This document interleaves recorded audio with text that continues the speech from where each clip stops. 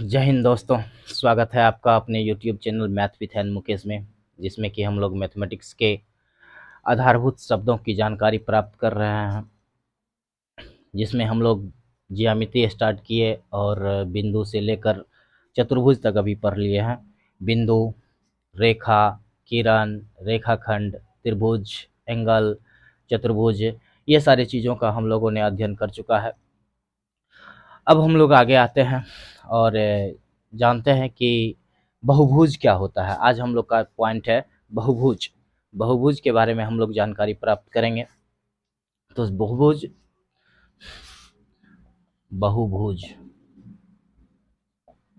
बहुभुज बहुभुज को हिंदी में, इंग्लिश में हम लोग कहते हैं polynomial, polygon, POLYGON, polygon. Polygon को हिंदी में हम लोग क्या कहते हैं? बहुभुज। जैसा कि आप लोग इसका नाम देख रहे हैं, इसके नाम से ही पता चलता है। बहु मतलब अधिक, भुज मतलब भुजा, मतलब वैसी आकृति जिसमें बहुत भुजाएं हो। तो यहाँ हम लोग डिफिनेशन देने के लिए इसको कहेंगे कि वैसा वैसा आकृति आकृति जिसमें जिसमें तीन या तीन या तीन से अधिक भुजा हो उसे बहुभुज कहा जाता है। बहुभुज कहा जाता है। एग्जाम्पल में हम लोग ले लेते हैं कि देखिए, इसमें तीन तीन भुजा है, यह भी बहुभुज है।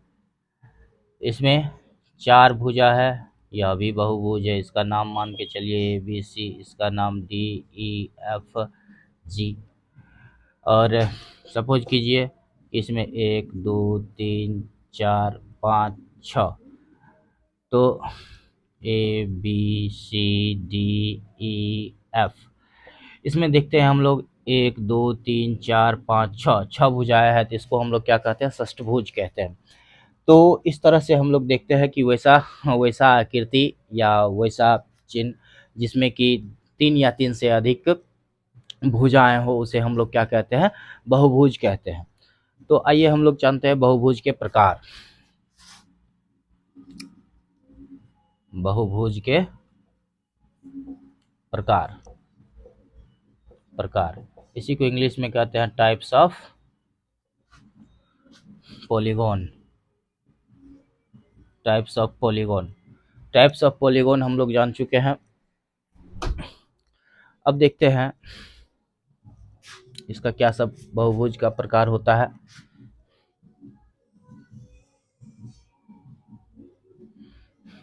बहुभुज को मुख्यतः दो भागों में बांटा जाता है, सरल बहुभुज और जटिल बहुभुज। सरल बहुभुज और दूसरा होता है जटिल बहुभुज। जटिल बहुभुज, ठीक है। सरल बहुभुज किसको कहते हैं? सरल बहुभुज को इंग्लिश में कहता है सिंपल पॉलीगॉन, ठीक है। और जटिल बहुभुज को कहते हैं कॉम्प्लेक्स पॉलीगॉन, ठीक है। सरल बहुभुज और जटिल बहुभुज। सरल बहुभुज को दो भागों में पुनः विभक्त किया गया है, उत्तल बहुभुज और अवतल बहुभुज। उत्तल बहुभुज और दूसरा होता है अवतल बहुभुज।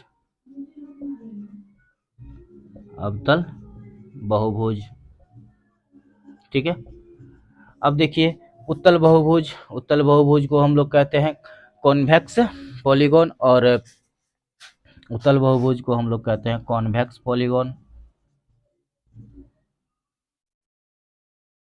पॉलीगॉन।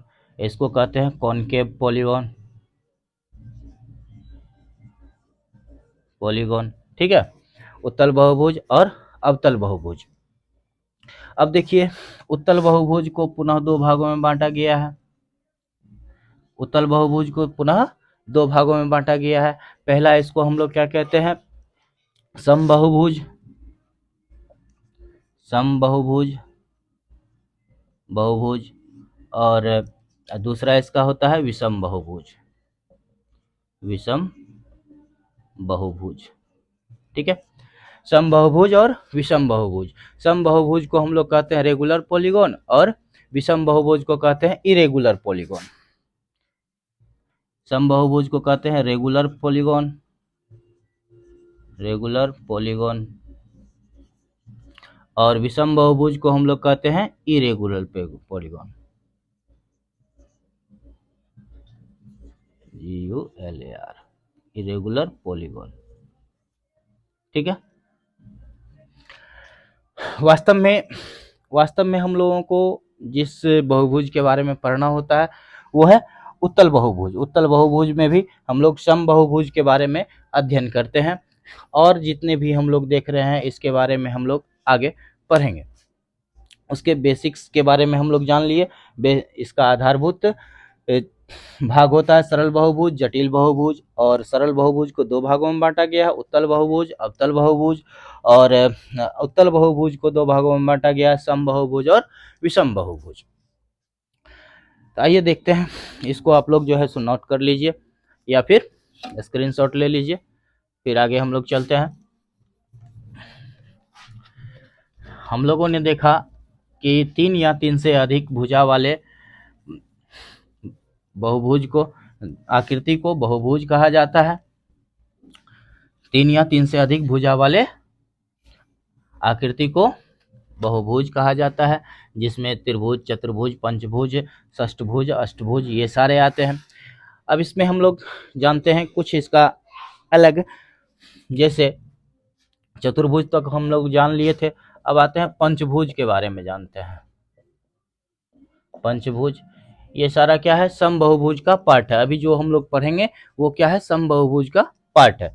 पंचभुज, पंचभुज को हम लोग क्या कहते हैं,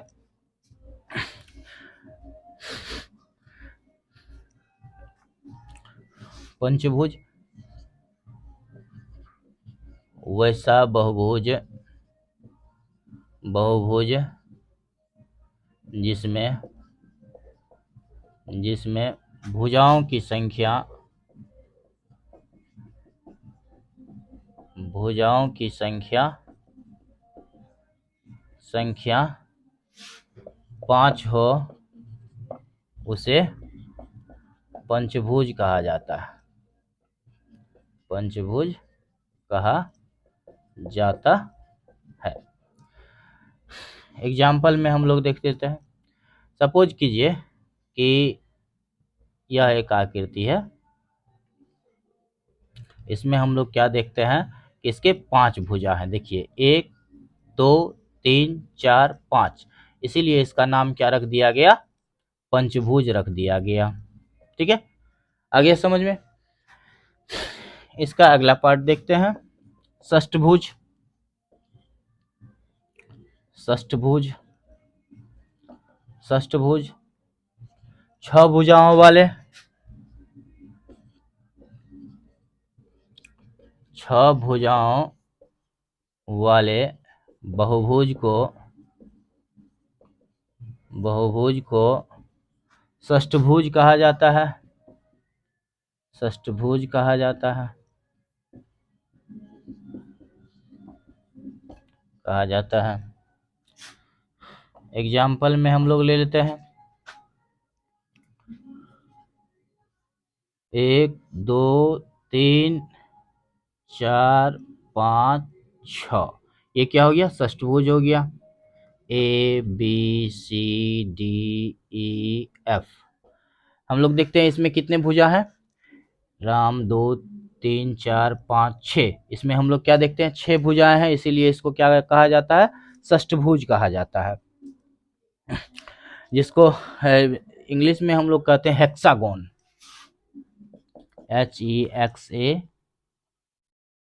HEXAGON, हेक्सागोन।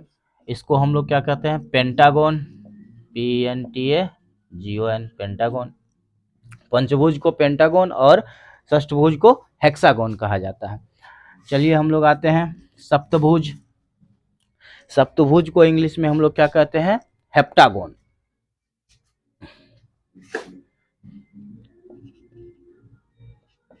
सप्तभुज,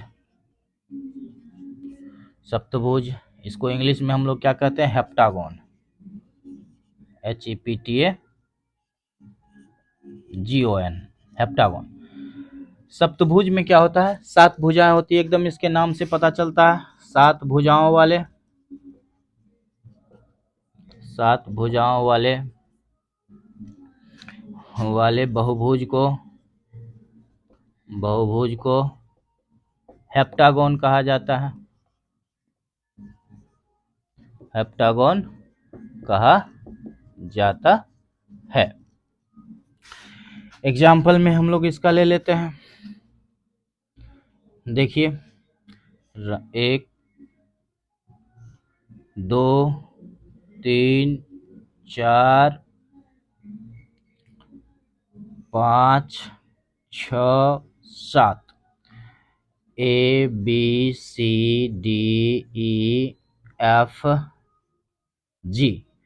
1 2 3 4 5 6 7। हम लोग क्या देखे?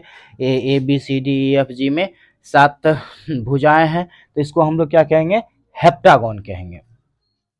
एक और जान लेते हैं इसमें अष्टभुज।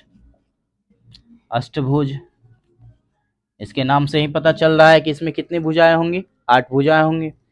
अष्टभुज को हम लोग क्या कहते हैं? Octagon, OCTAGON, octagon. Octagon, octagon 8 भुजाओं वाले, 8 भुजाओं वाले बहुभुज को अष्टभुज कहा जाता है। अष्टभुज कहा जाता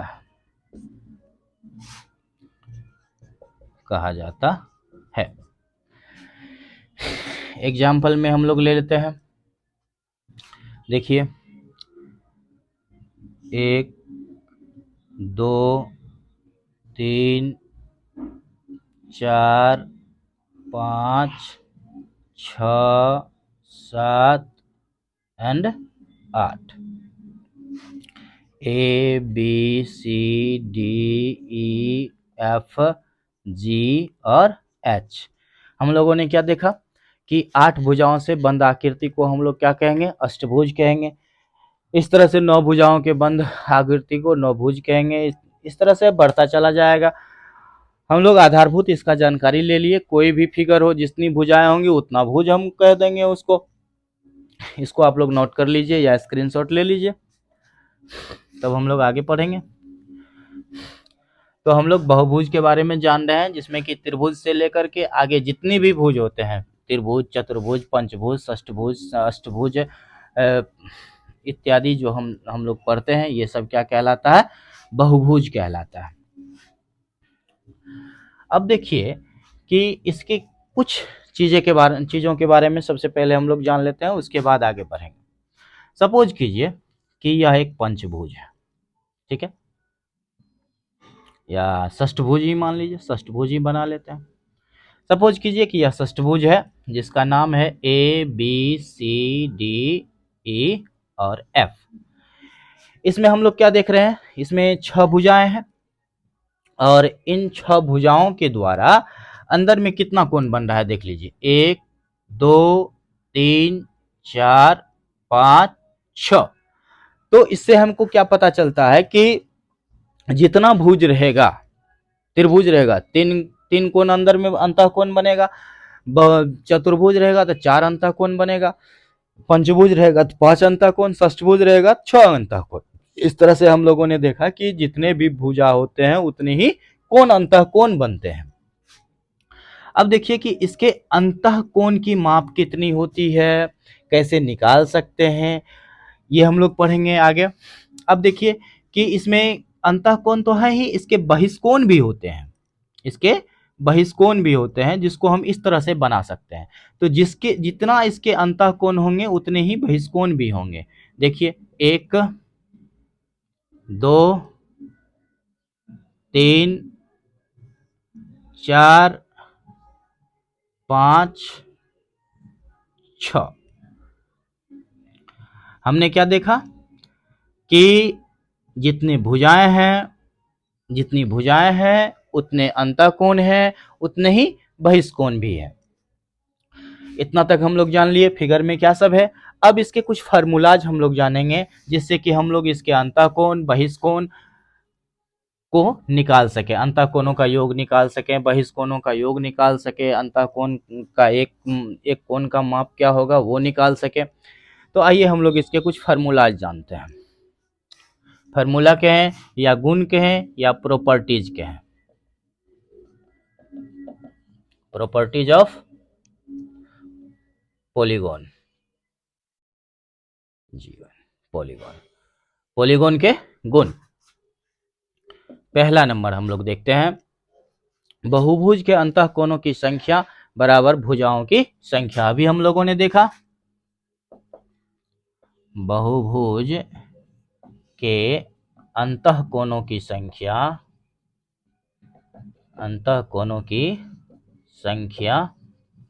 बराबर भुजाओं की संख्या, उनके भुजाओं की संख्या,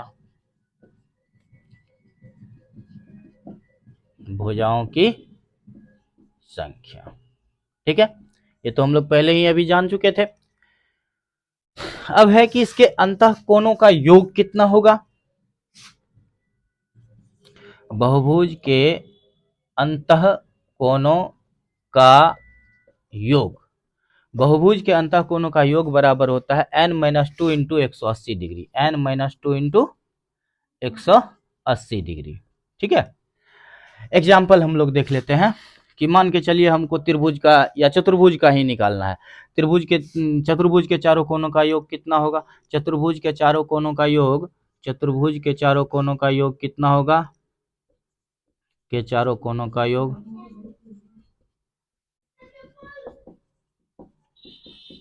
कोनों का योग बराबर कितना हो जाएगा। n चतुर्भुज है तो 4 -2 इंटू 180 डिग्री बराबर कितना हो गया, 2 गुना 180 बराबर 360 डिग्री। हम लोग जानते हैं चतुर्भुज के अंतःकोणों का योग कितना होता है, 360 डिग्री। यहाँ फार्मूला से भी निकाल लिए हम लोग, चतुर्भुज के अंतःकोणों का योग 360 डिग्री होता है। ठीक है।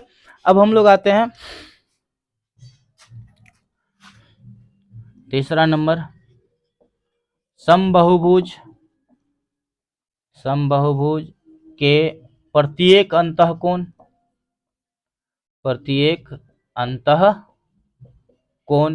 बराबर कितना हो जाएगा, n-2 इंटू 180 डिग्री बटा n। मतलब कि पूरे कोनों का योग, पूरे अंतःकोणों का योग, उसमें अगर हम उसकी भुजाओं की संख्या से या एक कोनों की संख्या से भाग दे देते हैं तो हमको प्रत्येक अंतःकोण प्राप्त हो जाता है। अब चौथा नंबर आते हैं हम लोग, बहुभुज के सभी बहिष्ठ कोनों का योग कितना होता है। बहुभुज के सभी बहिष्कोणों का योग बराबर हो जाता है कितना, 360 डिग्री। इसको याद रखना है, कोई भी बहुभुज काहे नहीं हो, त्रिभुज, चतुर्भुज, पंचभुज, षष्ठभुज, अष्टभुज, नवभुज, जितने भी भुज हैं, जितने भी पॉलीगॉन हैं, सभी के बाह्य कोणों का योग कितना होता है, 360 डिग्री होता है। ये फिक्स होता है, इसको याद रख लेना है। ठीक है। चलिए अगला फार्मूला हम लोग देखते हैं, समबाहुभुज के प्रत्येक बाह्य कोण बराबर, समबाहुभुज के प्रत्येक बाह्य कोण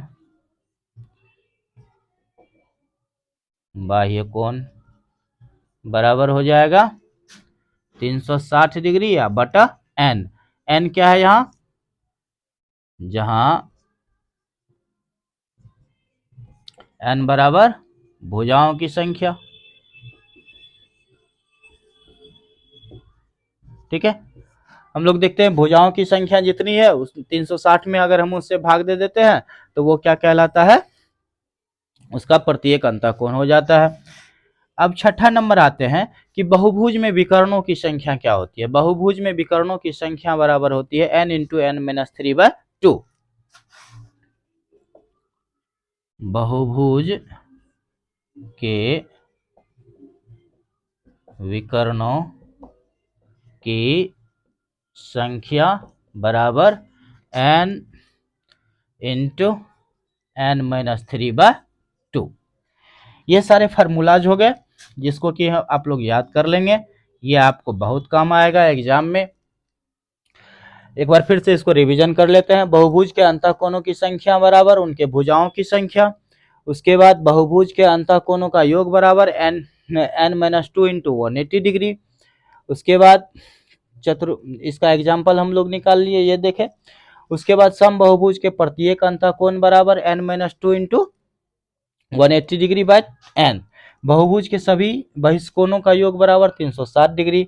बहुभुज के प्रत्येक अंतःकोण बराबर 360 डिग्री, प्रत्येक बाह्य कोण बराबर 360 डिग्री बटे n, जहाँ क्या n क्या है, भुजाओं की संख्या है। बहुभुज के विकर्णों की संख्या बराबर n इंटू एन माइनस 3/2। तो इस तरह से हम लोग देखें। अच्छा, इसमें देखते हैं विकर्ण क्या होता है, इसको भी देख लेते हैं एक बार। यहाँ देखिए, सपोज कीजिए कि यह एक षष्ठभुज है और जिसका नाम है ABCDEF। हम लोगों ने देखा जितनी भुजाएं थी उतने कोण हो जाएंगे, जितने भुजाएं हैं उतने कोण हो जाएंगे। इसके कोणों का योग निकालना सीख गए, प्रत्येक अंतःकोण निकालना सीख गए समबाहुभुज के। अब है कि इसके विकर्ण क्या सब होते हैं। देखिए, इस एंगल को, इस पॉइंट को, इस शीर्ष को इस शीर्ष से मिलाना, ये पहला विकर्ण, ये दूसरा विकर्ण, ये तीसरा विकर्ण, ठीक है। अब देखिए, इससे भी चलेंगे तो 1 2 3, ठीक है।